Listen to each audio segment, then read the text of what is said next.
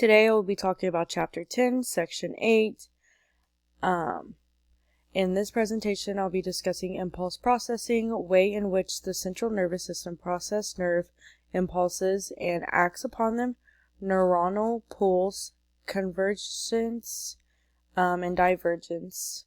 Neuronal pools, groups of interneurons that make synaptic connections with each other, interneurons that work together to perform a common function. They both, they receive, each pool does both a input and an output to other neurons. And then the pools may affect other pools or the peripheral effectors. They do increase neurotransmit releases, and likelihood of postsynaptic cell will reach the threshold.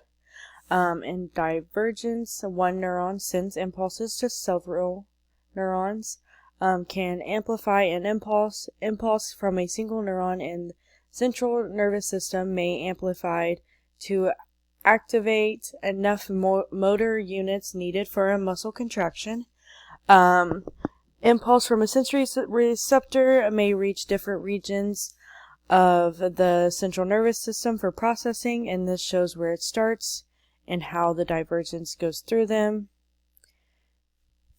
In convergence, its neuron receives input from several neurons. Incoming impulses represent information from different types of sensory receptors, and then allows nervous systems to collect, process, and respond to information, makes it all possible for a neuron to sum impulses from a different source.